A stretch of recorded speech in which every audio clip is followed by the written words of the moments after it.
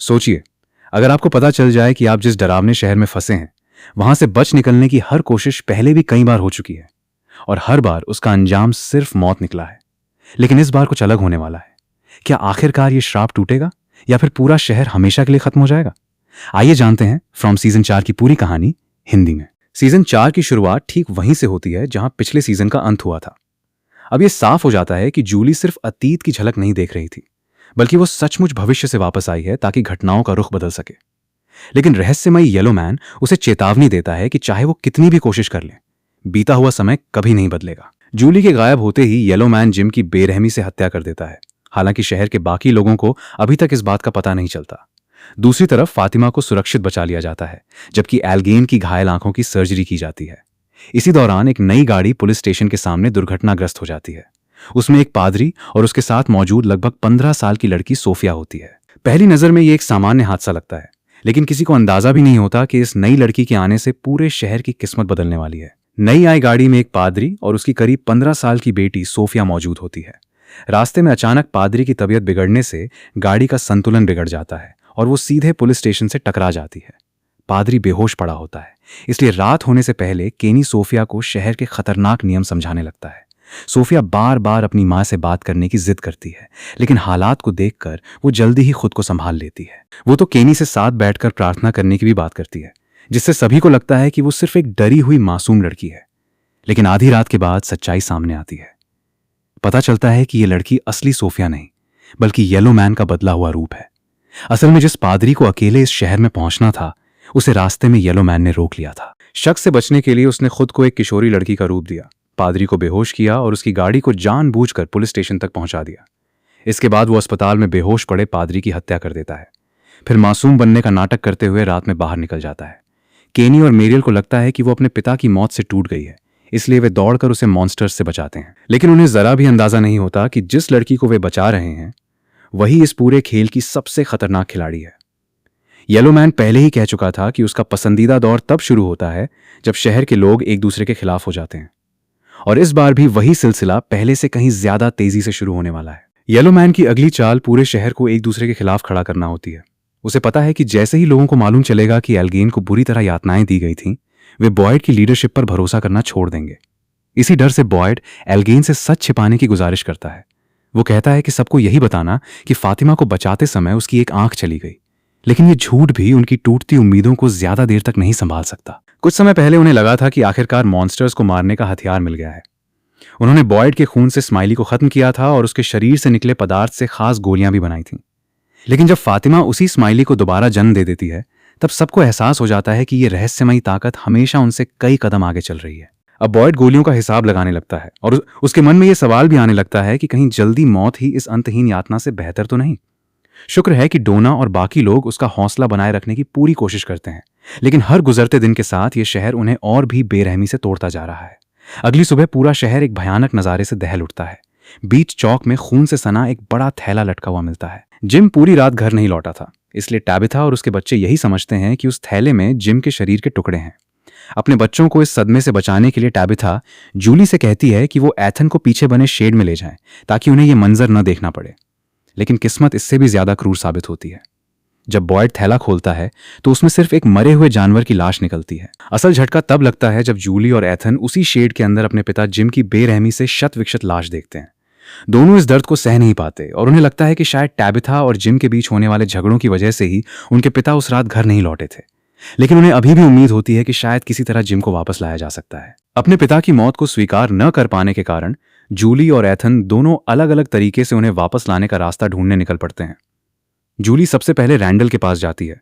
उसे पिछले सीजन के पत्थरों वाले खंडहर याद आते हैं, जहां एथन ने उसे बताया था कि वो एक स्टोरी वॉकर है।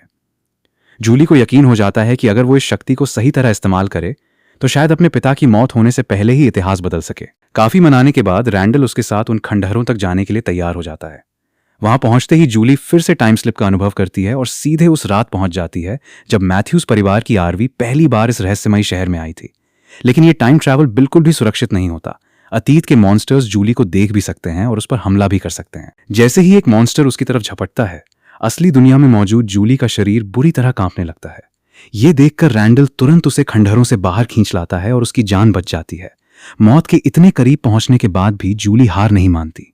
वो रैंडल को अपने पुराने टूटे हुए घर के मलबे तक ले जाती है। उसका मकसद एथन की पुरानी फैंटेसी किताबें ढूंढना होता है, क्योंकि एथन ने इन्हीं किताबों की मदद से स्टोरी वॉकर का रहस्य समझा था। जूली को उम्मीद होती है कि शायद इन्हीं किताबों में टाइम ट्रैवल को सुरक्षित तरीके से इस्तेमाल करने का कोई राज छिपा हो। लेकिन मलबे की कमजोर इमारत अचानक हिलने लगती है और रैंडल लगभग उसके नीचे दब जाता है। आखिरी पल में वो किताबें निकालने में कामयाब हो जाता है और दोनों किसी तरह वहां से बच निकलते हैं। उधर जूली टाइम ट्रैवल का रहस्य सुलझाने में लगी होती है, जबकि दूसरी तरफ एथन भी अपने स्तर पर इस रहस्यमयी शहर का सच जानने की कोशिश शुरू कर देता है। ऑफिसर ऑस्ता अब भी इस बात पर यकीन नहीं करती कि इस शहर से बाहर निकलने का कोई रास्ता नहीं है, क्योंकि वो रात के समय यहां पहुंची थी। इसलिए उसने उस रहस्यमयी सड़क का अनुभव कभी नहीं किया था, जो हर बार लोगों को वापस इसी शहर में ले आती है। उसे लगता है कि पुराने निवासी उससे सच छिपा रहे हैं, इसलिए वो एम्बुलेंस लेकर अकेले ही शहर से निकलने की कोशिश करती है। लेकिन चाहे वो कितने भी अलग अलग रास्ते चुन ले, हर बार घूमकर वहीं पहुंच जाती है जहां से चली थी। उधर डोना एथन पर नजर रखने में व्यस्त होती है, लेकिन ऑस्ता की लापरवाह ड्राइविंग देखकर उसका ध्यान भटक जाता है। इसी मौके का फायदा उठाकर एथन चुपचाप वहां से निकल जाता है। एथन सीधे उस पुरानी आरवी तक पहुंचता है जहां से वो पुराना सीबी रेडियो निकालता है। उसका इरादा अपने मर चुके भाई थॉमस को संदेश भेजने का होता है, ताकि वो परलोक में उनके पिता जिम का साथ दे सके। लेकिन वहां से लौटते समय एथन को अपने पिता जिम की आत्मा दिखाई देती है। जिम उसे समझाते हैं कि उसकी मौत का बोझ अपने दिल पर मत रखो। फिर वो एथन को उस सपने की याद दिलाते हैं जो उसने इस रहस्यमयी शहर में पहली रात देखा था, एक रहस्यमयी लेक ऑफ टीयर्स का सपना। जिम इशारा करते हैं कि शायद यही झील इस पूरे रहस्य को खत्म करने की असली चाबी है। जिम के अंतिम संस्कार के बाद, जहां कौओं का झुंड भी अजीब हरकतें करता है, एथन टैबिथा को मना लेता है कि वो विक्टर के साथ उस झील की तलाश में जा सके। एथन को पूरा विश्वास है कि उस झील में ऐसी जादुई शक्ति है जो उसके पिता को फिर से जिंदा कर सकती है। लेकिन झील की जगह उन्हें नदी किनारे ध्यान में बैठा जेड मिल जाता है। जेड को हाल ही में पता चला है कि वो और टैबिथा कई जन्मों से इस शहर के श्राप से जुड़े हुए हैं, इसलिए वो अपने पिछले जन्मों की यादें वापस लाने की कोशिश कर रहा होता है। शुरुआत में जेड एथन की बातों को बच्चों की कल्पना समझकर नजरअंदाज कर देता है, लेकिन धीरे धीरे सभी को एहसास होने लगता है कि एथन की कहानियां शायद सिर्फ कल्पना नहीं, बल्कि इस शहर के बार बार दोहराए जाने वाले इतिहास से जुड़ी असली यादें हैं। पुनर्जन्म की इस पूरी सच्चाई को जानने के बाद सभी लोग आसपास उस रहस्यमयी झील की तलाश शुरू कर देते हैं। लेकिन झील मिलने के बजाय उन्हें एक पुराना सूट मिलता है, जिसे येलो मैन ने सोफिया का रूप लेने से पहले उतारकर फेंक दिया था। उस सूट को देखते ही विक्टर बुरी तरह डर जाता है। उसकी हालत इतनी खराब हो जाती है कि साफ समझ आ जाता है कि वो येलो मैन को पहले से जानता है। उसी समय टैबिथा और विक्टर के पिता हेनरी भी उसी जंगल में मौजूद होते हैं। जिम की मौत का जवाब ढूंढने के लिए टैबिथा जादुई बॉटल ट्री के अंदर जाने की कोशिश करती है, लेकिन हेनरी उसे रोक देता है। वो चेतावनी देता है कि ये पेड़ किसी को भी गलत जगह पहुंचा सकते हैं और हमेशा के लिए पत्थरों के अंदर फंसा सकते हैं। तभी उन्हें जेड और एथन की आवाज सुनाई देती है। दोनों उनकी मदद के लिए दौड़ते हैं। हेनरी किसी तरह विक्टर को शांत करने की कोशिश करता है, लेकिन विक्टर सिर्फ इतना कह पाता है कि उसे हमेशा लगता था कि येलो मैन उसकी कल्पना है। काफी देर बाद विक्टर अपने पिता को एक पुरानी पेंटिंग दिखाता है। उस पेंटिंग में येलो मैन शहर के लोगों को निगलता हुआ दिखाई देता है। विक्टर बताता है कि कई साल पहले यही रहस्यमयी आदमी एक कार में इस शहर आया था और शुरुआत में बिल्कुल सामान्य इंसान जैसा व्यवहार करता था। लेकिन जिस दिन उसकी माँ मिरांडा बॉटल ट्री की ओर गई थी, उसी दिन उसने अपनी आंखों से इस राक्षस को अपनी माँ को मारते हुए देखा था। इसी दौरान जूली और रैंडल टाइम ट्रैवल का रहस्य समझने की कोशिश कर रहे होते हैं। रैंडल को बच्चों की किताबों पर भरोसा नहीं होता, लेकिन जूली उसे याद दिलाती है कि मिरांडा इस शहर में आने से पहले ही अपने सपनों में यहाँ की तस्वीरें बनाया करती थीं। इसका मतलब ये हो सकता है कि बाहर की दुनिया के कुछ लोग भी सपनों के जरिए इस जगह की झलक देख सकते हैं। जूली का मानना है कि शायद एथन की कहानी वाली किताबों के लेखक भी ऐसी ही झलकें देखकर अनजाने में ये सब लिख गए हों। किताब में उसे बुकमार्क का एक जिक्र मिलता है और उसे लगता है कि यही टाइम ट्रैवल को नियंत्रित करने की असली चाबी है। वो एक योजना बनाती है। इस बार वो एक कागज लेकर खंडहरों में जाएगी, अतीत की किसी खास घटना तक पहुंचेगी और उस कागज पर एक खास निशान बनाएगी। अगर वो निशान वापस वर्तमान में भी मौजूद रहा, तो अगली बार वही कागज उसे सीधे उसी समय में पहुंचा सकता है। अपनी इस थ्योरी को परखने के लिए जूली एक बार फिर उन रहस्यमयी खंडहरों में प्रवेश करती है। खंडहरों में पहुंचते ही जूली एक बार फिर अतीत की यादों में चली जाती है। इस बार वो शहर में हुए पुराने नरसंहार को अपनी आंखों से देखती है। उसके सामने येलो मैन एक मरे हुए इंसान का कलेजा खाता दिखाई देता है। यह भयानक दृश्य देखकर भी जूली हिम्मत नहीं हारती और जल्दी से अपने साथ लाए कागज पर एक खास निशान बना देती है। लेकिन जैसे ही रैंडल उसे वापस वर्तमान में खींच कर लाता है, वो देखती है कि कागज पूरी तरह खाली है, यानी अतीत में बनाया गया निशान वर्तमान तक पहुंच ही नहीं पाया। जूली की बुकमार्क वाली योजना पूरी तरह नाकाम हो जाती है। उधर सोफिया अब अपना अगला शिकार चुन चुकी होती है। अपने नकली पिता को दफनाने के बाद जब उससे पूछा जाता है कि वो किसके साथ रहना चाहती है, तो वो तुरंत सारा का नाम लेती है। सभी को लगता है कि उसने सारा को उसकी अच्छाई की वजह से चुना है, लेकिन असलियत कुछ और ही होती है। अगले दिन जैसे ही सारा कमरे से बाहर जाती है, उसके सिर में फिर वही रहस्यमयी आवाजें गूंजने लगती हैं। इस बार आवाजें उसे आदेश देती हैं कि वो डाइनर में जाकर पानी का एक ग्लास पिए और बचा हुआ पानी सबके लिए रखे बड़े जग में डाल दे।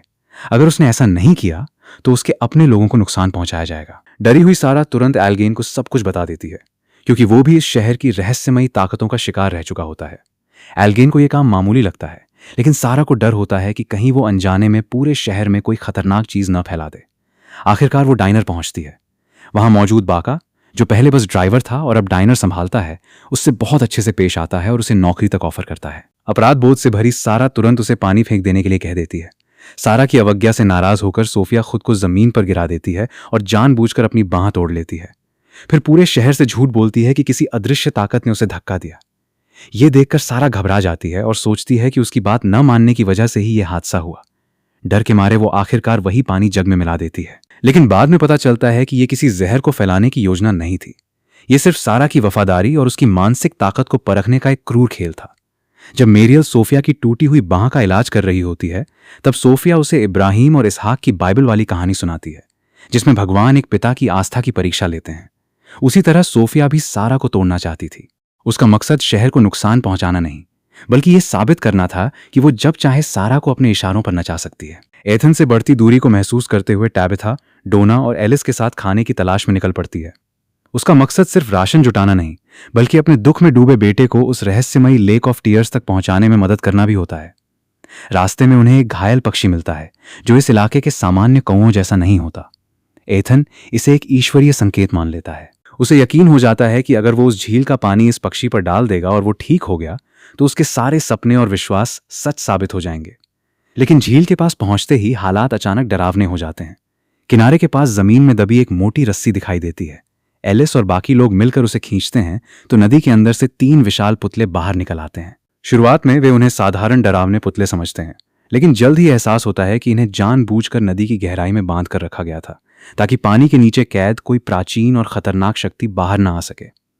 अंधेरा होने की वजह से सभी लोग पास ही बने जंगल के एक छोटे से शेड में रात बिताने का फैसला करते हैं। साथ ही वे उन पुतलों के अंदर पत्थर भर देते हैं, ताकि वे दोबारा नदी की तलहटी में डूब जाएं और वो बुरी शक्ति फिर से बाहर न निकल सके।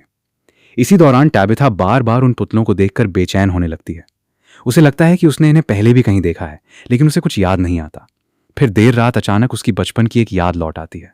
उसे याद आता है कि बचपन में वो बिल्कुल ऐसे ही पुतलों के साथ खेला करती थी। लेकिन एक दिन एक गुस्से से भरे आदमी ने वे पुतले उसके हाथों से छीन लिए और ये कहते हुए नदी में फेंक दिए कि यही खिलौने उसके डरावने सपनों की वजह हैं। टैबिथा को जैसे ही बचपन की वो याद पूरी तरह याद आती है, वो घबराकर सबको तुरंत वहां से निकलने के लिए कहती है। लेकिन बाकी लोगों को भरोसा होता है कि शेड पर लगा ताबीज उन्हें हर खतरे से बचा लेगा। टैबिथा समझाने की कोशिश करती है कि इस बार हालात अलग हैं, और तभी उसका डर सच साबित हो जाता है। पत्थरों से भरे वे विशाल पुतले अचानक हिलने लगते हैं और देखते ही देखते जिंदा होकर शेड पर हमला बोल देते हैं। कुछ ही पलों में कई लोग उनकी चपेट में आकर अपनी जान गंवा देते हैं।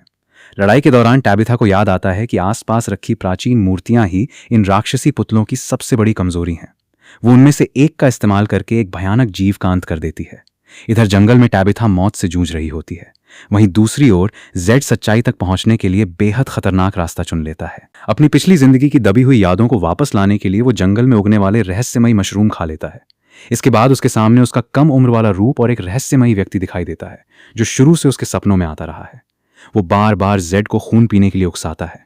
खून पीते ही जेड का युवा रूप उसे कॉलोनी हाउस के मैदान में ले जाता है, जहां कई लोग वायलिन बजा रहे होते हैं। वायलिन वही वाद्य यंत्र है जिसे जेड बचपन में बजाया करता था। तभी उसके होश उड़ जाते हैं। उसे एहसास होता है कि वहां मौजूद हर इंसान उसी का पिछला जन्म है।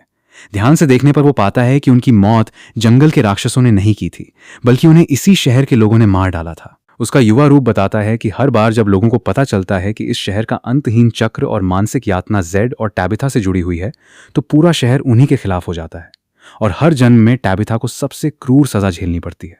इसके बाद युवा जेड उसे कॉलोनी हाउस के अंदर छिपे एक गुप्त दरवाजे से नीचे सुरंगों में ले जाता है। वहां राक्षस उसे चारों तरफ से घेर लेते हैं, जमीन पर दबोच देते हैं और एक बलि चढ़ाए गए बच्चे के पास जिंदा दफनाने लगते हैं। जैसे ही मिट्टी उसके मुंह तक पहुंचती है और वो चीखने लगता है, अचानक उसकी आंख खुल जाती है। उसे पता चलता है कि वो कहीं गया ही नहीं था, वो अब भी शेरिफ स्टेशन में बैठा है। ये पूरा अनुभव उन जादुई मशरूम की वजह से हुआ एक भ्रम था, लेकिन इस भयावह भ्रम से उसे एक बेहद अहम सुराग मिल जाता है।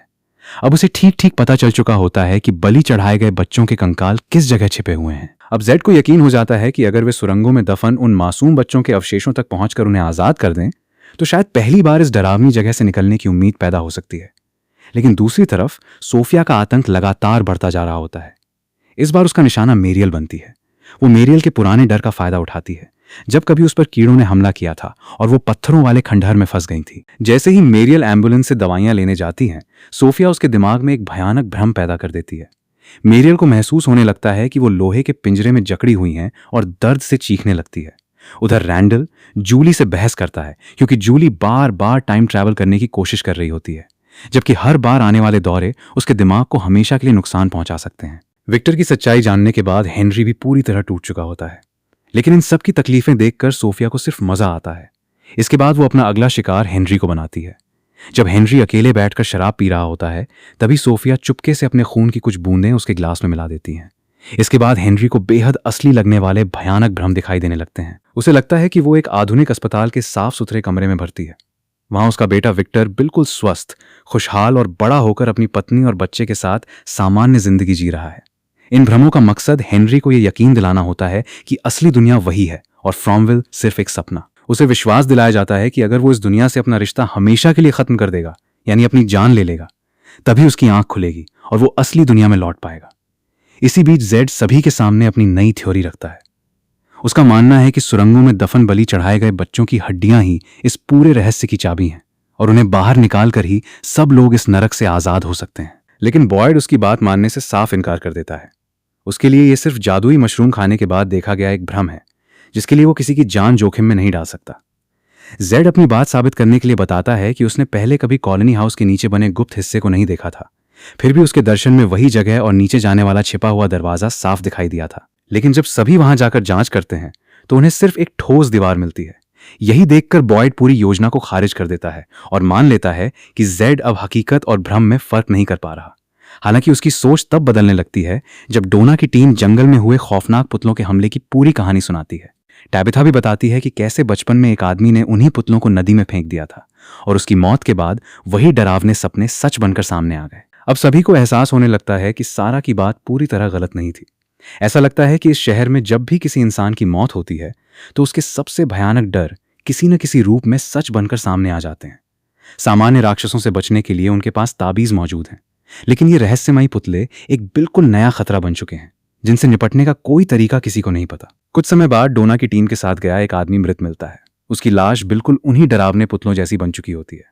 ये देखकर सभी तय करते हैं कि जेड की खतरनाक सुरंग वाली योजना पर जाने से पहले उस प्राचीन टोटेम को रात में आने वाले राक्षसों पर आजमाया जाए। उनकी ये योजना सुनकर सोफिया पहली बार थोड़ी बेचैन हो जाती है। वो बड़ी चालाकी से उनकी रणनीति के बारे में सवाल पूछने लगती है। क्योंकि सब उसे अभी भी एक मासूम लड़की समझ रहे होते हैं, इसलिए अनजाने में उसे पूरी योजना बता देते हैं। सोफिया तुरंत इस प्रयोग को नाकाम करने की तैयारी शुरू कर देती है। वो एक अजीब सा अनुष्ठान करती है और अंडे की मदद से रोजर को दोबारा जिंदा कर देती है, जिसकी लाश पहले उसी पुतले जैसी बन गई थी। जिंदा होते ही रोजर कॉलोनी हाउस में खूनी तबाही मचा देता है। इसके बाद टोटेम वाला प्रयोग शुरू होता है। पहले यह काम बॉयड करने वाला था, लेकिन उसकी बढ़ती उम्र और कांपते हाथों की वजह से अगर योजना बिगड़ती तो उसके बच निकलने की उम्मीद बहुत कम होती। तब केनी खुद आगे आता है और बॉयड की जगह यह जोखिम उठाने का फैसला करता है। योजना सीधी थी। केनी को बाहर जाकर टोटेम से किसी एक राक्षस पर हमला करना था और तुरंत भागकर सुरक्षित इमारत के अंदर लौट आना था, जहां बाकी लोग दरवाजा खोलने के लिए तैयार खड़े थे। लेकिन जैसे ही केनी टोटेम से वार करता है, वो राक्षस दर्द का नाटक करता है और अगले ही पल फिर से पूरी ताकत के साथ खड़ा हो जाता है। केनी तुरंत वापस भागने के बजाय वहीं रुककर नतीजा देखने लगता है। इसी गलती की वजह से बाकी राक्षस उसे चारों तरफ से घेर लेते हैं। अपनी जान बचाने के लिए वो शहर के बीच खड़ी पुरानी बस में घुस जाता है, लेकिन दरवाजा बंद करने से पहले ही दोबारा जिंदा हुआ स्माइली अंदर आ जाता है और बस की छत पर केनी को घेर लेता है। वो केनी का मजाक उड़ाते हुए उसे उसके पिता की मौत की याद दिलाता है। जब ऐसा लगता है कि अब केनी का बचना नामुमकिन है, तभी अचानक फातिमा बीच में आ जाती है। स्माइली को जन्म देने के बाद से फातिमा और उसके बीच एक रहस्यमयी संबंध बन चुका होता है। उसी कनेक्शन की वजह से वो वही सब महसूस कर सकती है जो स्माइली देखता और अनुभव करता है। इसलिए जब स्माइली केनी का पीछा कर रहा होता है, फातिमा भी उसी पल को उसकी नजर से महसूस कर रही होती है। जैसे ही स्माइली केनी को मारने वाला होता है, उसी पल फातिमा जोर से उसे रुकने का आदेश देती है। हैरानी की बात यह होती है कि स्माइली उसकी बात मान लेता है। अगले ही पल उसका डरावना चेहरा बदलकर इंसानी रूप में आ जाता है। इस मौके का फायदा उठाकर केनी उसे धक्का देता है, बस से कूदकर भागता है और ताबीज से सुरक्षित इमारत के अंदर पहुंचकर अपनी जान बचा लेता है। इस खौफनाक घटना के बाद मेरियल और क्रिस्टी फातिमा की जांच करती हैं। फातिमा बताती है कि बच्चे को जन्म देने के बाद से उसे ऐसा महसूस हो रहा है जैसे उसके शरीर के अंदर सब कुछ ठंडा पड़ चुका हो। इतना ही नहीं, उसके पेट पर काली नसें भी तेजी से फैलने लगी हैं। मेरियल का मानना है कि फातिमा और स्माइली के बीच बना यह रहस्यमयी संबंध उनके लिए फायदेमंद साबित हो सकता है। अगर इस कनेक्शन का सही इस्तेमाल किया जाए तो शायद राक्षसों को भी नियंत्रित किया जा सके। लेकिन क्रिस्टी इस विचार का कड़ा विरोध करती है। वो मेरियल को अलग ले जाकर बताती है कि फातिमा की हालत बेहद चिंताजनक है। उसका ब्लड प्रेशर और दिल की धड़कन इतनी कम हो चुकी है कि सामान्य मेडिकल नियमों के हिसाब से उसे तो मृत घोषित कर दिया जाना चाहिए। उधर एल्गेन आखिरकार टोटेम लगे भाले से रॉजर का हमेशा के लिए अंत कर देता है और उसका खतरा खत्म हो जाता है। इस पूरी घटना के बाद बॉयड पहली बार मानने लगता है कि शायद जेड की बातें सच हो सकती हैं। तभी उसे फादर कैटरी के दर्शन होने लगते हैं, जो उसे जेड की योजना पर भरोसा करने और उसे एक मौका देने की सलाह देते हैं। बॉयड कॉलोनी हाउस के नीचे वाली दीवार पर हथौड़ा मारता है और हैरान रह जाता है, क्योंकि ठीक उसी जगह एक छिपा हुआ दरवाजा मिलता है, जैसा जेड ने अपने दर्शन में बताया था। लेकिन अब सबसे बड़ी परेशानी अंदर जाने की नहीं, बल्कि जिंदा वापस लौटने की होती है, क्योंकि सुरंग में आने जाने का सिर्फ एक ही रास्ता है। अगर अंदर जाने के बाद राक्षस जाग गए तो बाहर निकलने का कोई मौका नहीं बचेगा। इसीलिए जेड एक दूसरा प्लान तैयार करता है। उसके दर्शन के अनुसार जिस कमरे में बच्चों के कंकाल रखे हैं, उसकी छत के ऊपर जादुई बॉटल ट्री की जड़ें हैं, जहां से एक छोटा सा रास्ता बनाया जा सकता है। योजना के मुताबिक 2 टीमें एक साथ काम करेंगी। पहली टीम कॉलोनी हाउस के बेसमेंट से सुरंग में जाएगी, बच्चों के कंकाल अपने कब्जे में लेगी और दरवाजे पर ताबीज लगाकर राक्षसों को रोके रखेगी। वहीं दूसरी टीम जमीन के ऊपर से बॉटल ट्री को उखाड़ेगी, ताकि उसी जगह से एक नया रास्ता सीधे सुरंग के अंदर खुल जाए और सभी सुरक्षित बाहर निकल सकें। लेकिन बॉयड को यह योजना अब भी बेहद जोखिम भरी लगती है। उसे यकीन है कि जिस पेड़ की रक्षा यह रहस्यमयी शहर खुद करता है, उसे उखाड़ना आसान नहीं होगा। वो दोबारा इस मिशन को रोकने ही वाला होता है कि अचानक उसके सामने एक डरावना दृश्य उभर आता है। उसे अपने सभी साथी मरे हुए दिखाई देते हैं। फिर उसकी दिवंगत पत्नी एबी खून से लथपथ हालत में उसकी ओर मुड़कर देखती है। ये वही डर और अपराध बोध था जो उसकी पत्नी की मौत के बाद से लगातार उसका पीछा कर रहा था। बॉयड अपनी पत्नी एबी की मौत के अपराध बोध से अब भी बाहर नहीं निकल पाया है। उसे बार बार पुराने डरावने दृश्य दिखाई देते हैं। तभी फादर कैटरी की आत्मा उसे समझाती है कि एक नेता हर किसी को नहीं बचा सकता। कभी कभी पूरी बस्ती को बचाने के लिए कुछ लोगों की कुर्बानी देना ही एकमात्र रास्ता होता है। इसी बीच सभी को पता चलता है कि मैन इन येलो का छोड़ा हुआ सूट स्टोर से गायब हो चुका है। असल में उसे सोफिया चुपके से वापस ले जाती है, क्योंकि अब वो अपने खतरनाक प्लान के आखिरी चरण की तैयारी कर रही है। दूसरी तरफ जब पूरे शहर को यह सच्चाई बताई जाती है कि जेड और टैबिथा कई जन्मों से इसी चक्र का हिस्सा हैं, तो विक्टर बुरी तरह घबरा जाता है। उसे यकीन हो जाता है कि इतिहास फिर से खुद को दोहराने वाला है। उसे अपनी मां मिरांडा की याद आती है, जो कभी टैबिथा की तरह ही इस जगह आई थी। उस समय पूरे शहर का सफाया हो गया था और सिर्फ विक्टर अकेला जिंदा बचा था। इसी डर से वो ईथन को जंगल में छिपे अपने पुराने ट्रक तक ले जाता है और उसे अकेले जिंदगी बिताने के लिए मानसिक रूप से तैयार करने लगता है। वो उसे परिवार की याद दिलाने वाली हाथ से बनी गुड़ियाएं भी देता है। लेकिन तभी टबिथा वहां पहुंच जाती है और विक्टर को रोक देती है। वो साफ कहती है कि इस बार ये श्राप टूटेगा और ईथन कभी अकेला नहीं रहेगा। कुछ देर बाद उनके घर का फोन बजता है। दूसरी तरफ से उनके मर चुके बेटे थॉमस की आवाज आती है, जो टबिथा को पुराने आरवी तक आने के लिए कहती है। वहां पहुंचते ही उसकी मुलाकात पहली बार मैन इन येलो के असली रूप से होती है। वो टबिथा को चेतावनी देता है कि बच्चों की हड्डियां निकालने के लिए सुरंगों में जाना ऐसा कदम है जो पहले किसी भी चक्र में नहीं उठाया गया। अगर ये मिशन सफल हुआ तो शायद सब इस डरावनी जगह से आजाद हो जाएं, लेकिन अगर नाकाम रहा तो अंजाम मौत से भी कहीं ज्यादा खौफनाक होगा। जब टबिथा ये सब बॉयड को बताती है तो उसे एक और हैरान कर देने वाली बात पता चलती है। मैन इन येलो उनके घर के अंदर तक पहुंच चुका था और ईथन की ड्राइंग्स भी उसके पास थीं। यानी अब यह साफ हो जाता है कि तालिस्मान भी इस रहस्यमयी ताकत को रोक नहीं सकता। लेकिन अब सबको यकीन हो जाता है कि अगर उन्हें जिंदा रहना है तो सुरंगों में जाकर उन मासूम बच्चों की हड्डियां ढूंढनी ही होंगी, इससे पहले कि मैन इन येलो एक एक करके सभी को अपना शिकार बना ले। हैरानी की बात यह है कि सोफिया इस योजना से बिल्कुल भी घबराती नहीं। उल्टा वो इशारों इशारों में मान लेती है कि वे सही दिशा में बढ़ रहे हैं। लेकिन उसके मुताबिक इस जगह की हर चीज एक खास रिवाज रिचुअल के अनुसार होती है। सिर्फ काम करना काफी नहीं, उसे सही तरीके से करना भी जरूरी है। और उसे पूरा भरोसा है कि शहर वाले वही गलती करेंगे, इसलिए वो आराम से उनके असफल होने का इंतजार करती है। इसके बाद सोफिया अपना अगला निशाना क्लारा को बनाती है। उसे याद दिलाती है कि जब क्लारा पहली बार इस शहर में आई थी तब उसने अनजाने में मैन इन येलो से एक सौदा किया था। अब उस सौदे की कीमत चुकाने का समय आ चुका है। सोफिया पहले अपना हाथ काटती है, फिर क्लारा का हाथ काटकर दोनों के खून को मिलाती है। इस खौफनाक रक्त संधि के बाद क्लारा पर मैन इन येलो का असर बढ़ जाता है। फिर वो क्लिनिक पहुंचकर अपना दूषित खून एक थर्मस में मिलाती है और उसे फातिमा को घरेलू दवा बताकर पिला देती है। किसी को नहीं पता कि उस खून का असली असर क्या होगा, लेकिन उसी रात फातिमा दर्द से तड़प उठती है। उसके शरीर पर फैली काली नसें और भी भयानक हो जाती हैं और उसके बाल भी तेजी से झड़ने लगते हैं। उधर हेनरी को जो अजीब अजीब दृश्य दिखाई दे रहे थे, उनका असली मकसद भी सामने आता है। वे उसे आत्महत्या के लिए नहीं, बल्कि ये यकीन दिलाने की कोशिश कर रहे हैं कि फ्रॉमवेल वाला विक्टर नकली है। अगर वो इस विक्टर को मार देगा तो असली दुनिया में अपने बेटे के साथ जाग जाएगा। हेनरी ऐसा करना नहीं चाहता, लेकिन धीरे धीरे उसका मानसिक संतुलन बिगड़ने लगता है। इसी बीच विक्टर अपनी मां मिरांडा की कब्र पर होता है। तभी बॉय इन व्हाइट उसके सामने आता है और साफ चेतावनी देता है कि बॉटल ट्री को किसी भी कीमत पर नष्ट नहीं करना चाहिए, क्योंकि वही इस जगह की सबसे अहम कड़ी है। विक्टर तुरंत ये बात बॉयड को बताता है, लेकिन बॉयड उसकी बात मानने की बजाय उसे ही बंद करवा देता है। उसे लगता है कि विक्टर डर और भ्रम का शिकार हो चुका है। दूसरी ओर जूली अब इस शहर की हर बात पर शक करने लगी है। उसे लगता है कि हर सपना, हर संकेत और हर उम्मीद सिर्फ एक और जाल है। लेकिन ईथन अब भी विश्वास नहीं छोड़ता और अपनी मां टैबिथा को हार न मानने के लिए कहता है। उसी समय बलिदान दिए गए बच्चों की आत्माएं दिखाई देती हैं और सीधे टैबिथा की ओर इशारा करती हैं। तभी टैबिथा को एहसास होता है कि टालिस्मान पर बने दो लोग वहीं और जेड हैं, यानी सुरंगों में जाने का असली हक उन्हीं दोनों का है, क्योंकि वही उन आत्माओं के पुनर्जन्म हैं जिन्हें वर्षों पहले बच्चों को बचाना था। जब सोफिया को आखिरी समय में इस बदली हुई योजना का पता चलता है तो पहली बार उसके चेहरे पर घबराहट दिखाई देती है। उसने पहले ही भागने वाली रस्सी को चोरी छिपे काटकर योजना को बिगाड़ने की कोशिश कर दी थी, लेकिन अब टैबिथा और जेड के खुद सुरंग में जाने से पूरा खेल बदल जाता है। इसी बीच एल्जिन को एक पुरानी तस्वीर मिलती है।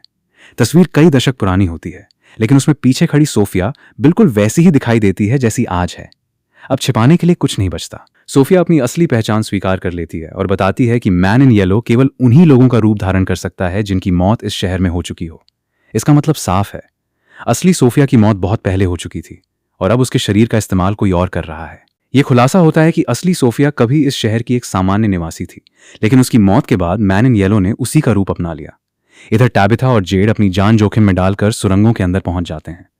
जहां बच्चों की हड्डियां दफन होती हैं, वहां पहुंचकर वे प्लास्टिक की मोटी शीट लगाकर रास्ता बंद करते हैं और उस पर तालिस्मन टांग देते हैं ताकि राक्षस अंदर ना आ सकें। फिर दोनों खुदाई शुरू करते हैं। कुछ ही देर में उन्हें एक विशाल पत्थर के नीचे छिपा पत्थर का ताबूत मिलता है जिसमें एंकुई बच्चों की हड्डियां रखी होती हैं। लेकिन उसी समय बाहर से राक्षस भी सुरंग तक पहुंच जाते हैं। दोनों हड्डियों को अपने बैग में भरते हैं और पहले से तय योजना के अनुसार 2 तारों के जरिए ऊपर मौजूद बॉयड की टीम को बिजली का सिग्नल भेजते हैं। इसका मतलब था कि अब बॉटल ट्री को उखाड़कर रस्सी नीचे छोड़ दी जाए, लेकिन जेड समझ जाता है कि शायद दोनों का बचना मुमकिन नहीं होगा। वो टैबिथा से कहता है कि पहले वही बाहर निकले, क्योंकि तब तक राक्षस प्लास्टिक और तालिस्मान की सुरक्षा तोड़कर अंदर घुस चुके होते हैं। जैसे ही ऊपर बॉटल ट्री उखाड़ा जाता है, उसकी जगह से तेज धूप सुरंग के अंदर आने लगती है। रोशनी देखते ही सारे राक्षस पीछे हट जाते हैं। मौका देखकर टैबिथा रस्सी पकड़कर ऊपर चढ़ने लगती है, लेकिन तभी सोफिया की पहले से की गई साजिश काम कर जाती है। कटी हुई रस्सी अचानक टूट जाती है और टैबिथा वापस सुरंग में गिर पड़ती है। अगले ही पल दिन के उजाले में भी सुरंग पूरी तरह अंधेरे में डूब जाती है। अब राक्षस बिना किसी रुकावट के हमला कर देते हैं। तभी जमीन जोर से हिलती है और भूकंप की वजह से एक नया संकरा रास्ता खुल जाता है। टैबिथा और जाड़े किसी तरह उसमें घुस जाते हैं, लेकिन वो रास्ता भी बंद निकलता है। सामने 4 विशाल लकड़ी के खंभे रास्ता रोक रहे होते हैं। राक्षस उनके बिल्कुल करीब पहुंच जाते हैं। तभी एक और भूकंप आता है। इस बार सुरंग का हिस्सा ढह जाता है और राक्षस दूसरी तरफ फंस जाते हैं। इससे दोनों की जान तो बच जाती है, लेकिन अब वे खुद भी सुरंग के अंदर हमेशा के लिए कैद हो जाते हैं। उधर बॉटल ट्री के पास अचानक छाया हुआ अंधेरा देखकर बॉयड और बाकी लोग जान बचाकर भागते हैं। मुश्किल से वे सभी सुरक्षित लौट पाते हैं, लेकिन क्लिनिक में इससे भी बड़ा हादसा हो चुका होता है। भूकंप के झटके से दरवाजे पर लगा तालिस्मान गिर जाता है और मरियल उसे वापस लगाने से पहले ही स्माइली अंदर घुसकर उसकी बेरहमी से हत्या कर देता है। उसी दौरान एक बेहद चौंकाने वाली घटना होती है। टैबिथा जोर से चीखती है और स्माइली अचानक रुक जाता है। वो टैबिथा की ओर देखकर उसे मदर कहता है और बिना हमला किए वहां से चला जाता है। जब क्रिस्टी वापस आकर मरियल की मौत देखती है तो पूरा शहर सदमे में डूब जाता है। सभी को लगता है कि टैबिथा और जाड़े भी मर चुके हैं, लेकिन तभी सुरंग के अंदर से रेडियो पर उनकी आवाज सुनाई देती है। उसी समय आसमान में लाल बिजली चमकती है और जहां कभी बॉटल ट्री खड़ा था वहां से अंधेरा भी धीरे धीरे छंटने लगता है। दूसरी तरफ सोफिया आखिरी बार एल्जिन को अपने साथ आने का लालच देती है। वो वादा करती है कि अगर वो उसकी मदद करेगा तो आखिरकार इस शहर से बाहर निकल जाएगा, लेकिन एल्जिन अब उसकी चाल समझ चुका होता है। वो उसके झूठे वादे पर भरोसा नहीं करता और अपनी आस्था बनाए रखते हुए धार्मिक प्रार्थना पढ़ने लगता है। सोफिया उसकी हिम्मत नहीं तोड़ पाती, इसलिए आखिरकार वो उसे बेरहमी से मार डालती है।